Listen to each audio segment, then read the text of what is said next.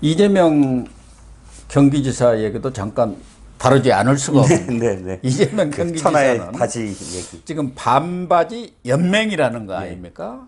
그러니까 이 반바지 연맹이 뭡니까? 그러니까 언론에서 반바지 연맹을 반이 안티죠.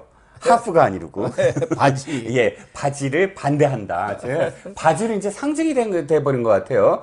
지금 지난 5일인가 이재명 지사가 이 토론 때 5일 날이죠. 정세균 총리가 김부선 씨와의 그런 스캔들에 대해서 꼬치꼬치 물었습니다. 예. 그런데 원래 이재명 지사가 사이다 발언 그리고 아주 공격적이잖아요. 네, 근데 이번에 보니까 굉장히 부드럽고 막 웃고 막 이랬어요. 그러니까 이 본캐가 원래 좀 이렇게 좀 표독스럽고 싸우고 맨날 이러면서 커왔는데 지금은 굉장히 유하고 껄껄대고 막 이랬단 말이죠. 그래서 지금 돌아가는 건 자기가 그러니까 대세론을 굳혀야 되고 또 친문들 또 표도 잡아야 되고 하니까 부캐라는 말씀 혹시 아세요? 예. 자기 본캐가 아니라 새로운 캐릭터를 만들어서 그거인 양 이렇게 하는 게 아니냐. 아주 선한 사람이다, 착한 사람이다, 부드러운 사람이다, 품격 있는 사람이다. 이렇게 지금 보이려고 하는 게 아니냐. 이런 느낌이었어요. 그런데 웬걸?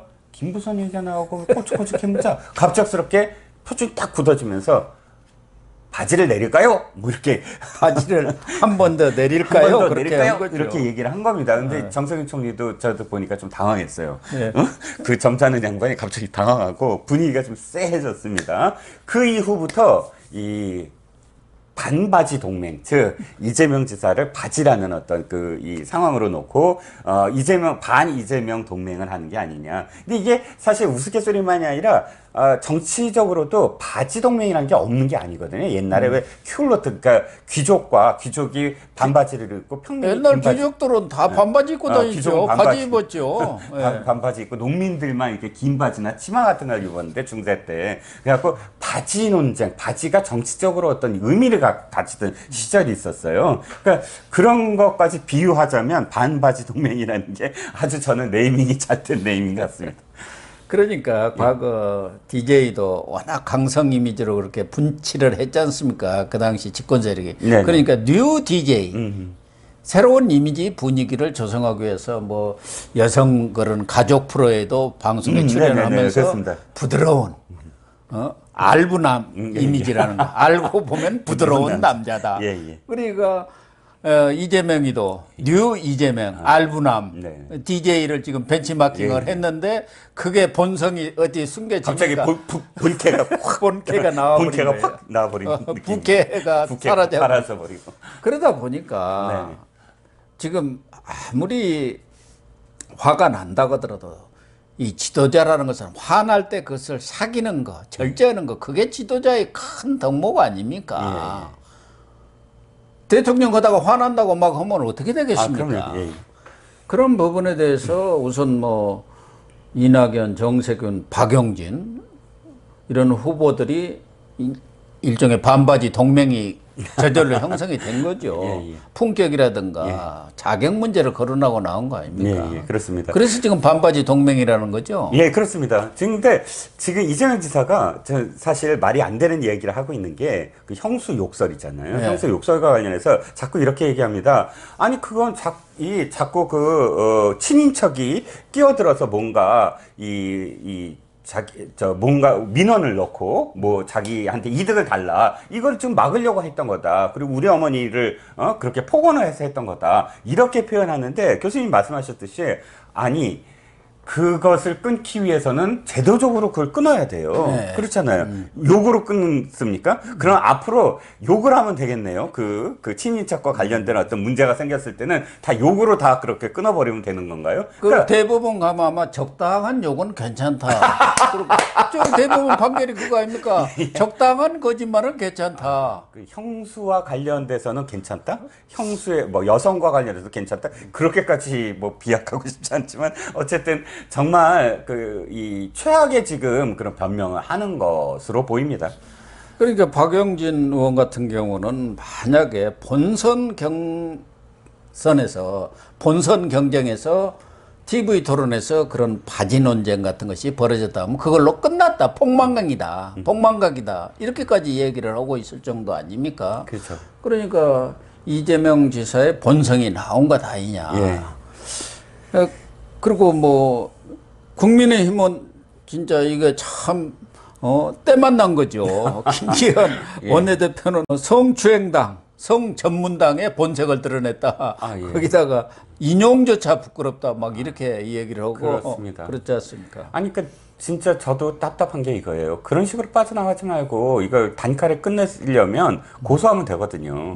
왜냐하면 김부선 씨가 계속 지금 인터넷에서 제명아 내 딸은 뭐 하면서 계속 지금 매일같이 이재명이 얘기할 때마다 이재명 지사 얘기할 때마다 그렇게 얘기를 합니다. 그러면 사실 이게 누적되면 허위사실에 의한 명예훼손으로 하면 되는데 그건 또 김부선 씨가 원하는 거거든요. 그러면 제가 느끼기에 김부선 씨는 난 물증은 없지만 모든 정황을 다 밝힐 수 있다라는 거 아닙니까? 그럼 재판 과정에서 몇 월 며칠에 어떤 관계를 맺었다, 관계를 가졌다, 내지는 어떤 상황이다라는 것들을 그런 정황들을 전부 다 밝히겠다라는 게 김부선 씨의 지금 전략인 것 같아요. 어떤 의미에서는. 그러니까 김부선 씨가 신체의 특정 부위에 점이 있다.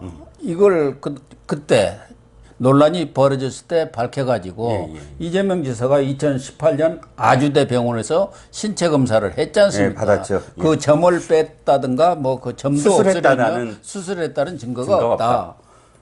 그 문제를 자꾸 건드리니까 바지 한번 더 내릴까요? 한 거 아니겠습니까? 예, 그렇습니다. 근데 지금 배우 김부선이는 계속 이 문제와 관련해서 상당히 설득력 있는 당신하고 이렇게 있을 때 누가 전화했지 않느냐. 그 사람 그 전화번호 조회해보면 금방 나온다. 그때 전화를 했는지 안 했는지. 그 우리가 알만한 사람한테 딱 이름을 대면서 얘기한 적도 있고. 또 이렇게 바지 내릴까 이런 발언에 대해서 참 눈물겹다. 우선 경찰이 가서 조사나 받아라. 그러면 감옥에 가면 내가 면회는 갈게. 뭐 이런 식으로 지금 비아냥을 거리고 있지 않습니까? 특히 지금 이재명 지사는 2015년에 그 경기도 내 주요 대기업들 6개로부터 165억 원의 협찬금 광고비를 받은 내역이 지금 뇌물수수 FC 축구단 성남 FC 거기에 그것 때문에 지금 분당 경찰서에 수사를 또 받고 있고 출석 요구까지 받았지 않습니까? 분당 경찰서 경찰 측에서는 90% 정도 수사가 다 진행이 됐다. 그러니까 지금 이재명 측 입장에서는 경찰이 무혐의로 해주려는지 아니면은 이렇게까지 경찰이 2월부터 15명의 그런 경찰 수사단을 TF팀을 구성해갖고 아주 집요하게 판 거 보면은 뭔가 혐의를 분명히 잡은 것 아니냐. 하나는 직권남용 혐의가 있을 수 있어요. 그렇지 않습니까? 네, 직권남용이 있을 수 있죠. 뭐 적게 주고 돈 받은 거 아닙니까? 미르 재단이나 스포츠 K 재단 박근혜하고 뭔 다른 게 있겠습니까? 또 하나는 관리가 제대로 안 됐다. 그 돈을 제대로 그러면 성남 FC에 썼는지 아니면 다른 용도로 썼는지 그러면 이제 유형이 되는 거거든요. 그렇죠. 이건 뇌물이 되는 거라고. 구단주였으니까요. 그래서 이 부분도 지금 이재명 지사는 큰 아킬레스건이 되고 있습니다. 또 경찰이 그렇게 강하게 수사를 할 때는 경찰은 위에다가 다 결제 받고 승인 받고 오는 거 아닙니까? 그러게요. 그래서 이것도 여러 가지 지금 의혹들이 나옵니다. 그런데 현재 이런 상황이라면 어떤 결정이 나오더라도 이건 파장이 클 수밖에 없어요. 만약에 무혐의다 그러면 당연히 여권에서 가장 유력한 주자에 대해서 무혐의 처리해 주려고 지금까지 그렇게 열심히 했느냐. 이거 완전히 세탁해 주었다 해서 나중에 또다시 이게 특검 사안이 될 가능성이 크거든요.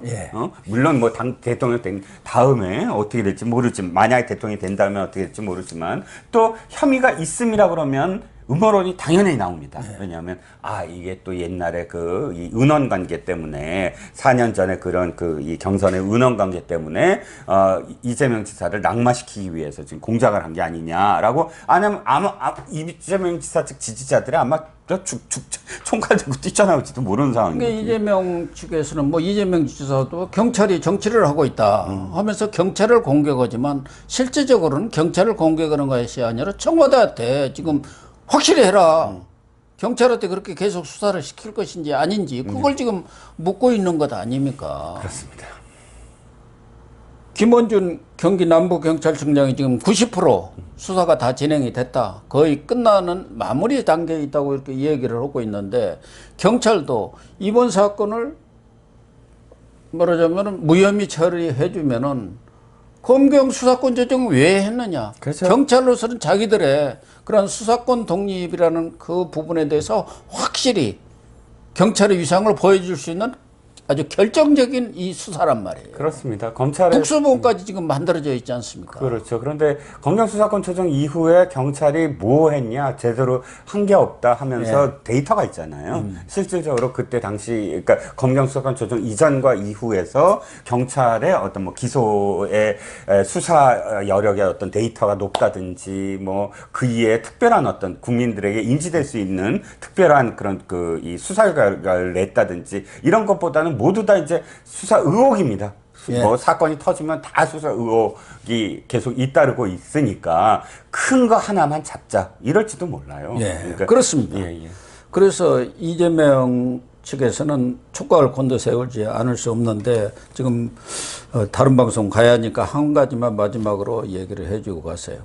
반바지 동맹이 있고 이재명 측에서는 재미연대가 이루어지고 있다. 추미애가 기본소득이다. 뭐 이런 여러 가지 이 반바지 문제다. 이런 것에 대해서 그냥 적극적으로 지지 뭐 내지는 옹호하고 나선 거 아닙니까? 뭐 지지 옹호가 아니라 가들 하더만요.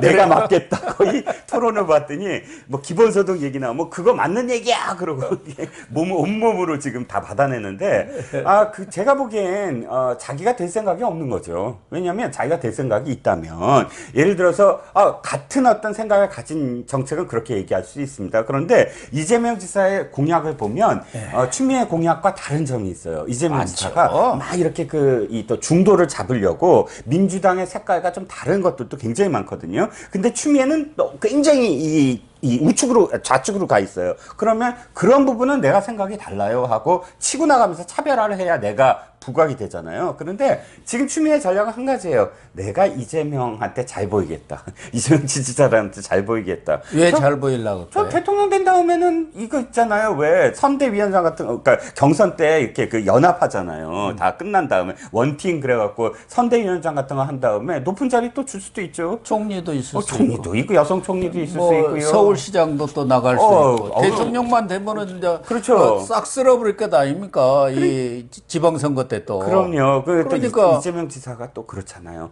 아마 그러니까 지금까지 어떤 그런 라인들 전부 다 솎아낼 겁니다. 근데 거기서 살아남으려면 잘 보여야죠. 그러니까 참 추미애가 뭐랄까요? 이 사람의 사는 법. 대단한 여성입니다. 여자라고 하면 또 기아 있다. 그럼요. 그래서 저도 이 사람이라고 했습니다. 대단한 여성분입니다. 네. 네. 시청자 여러분, 오늘 방송 마치겠습니다. 시청해 주셔서 감사합니다.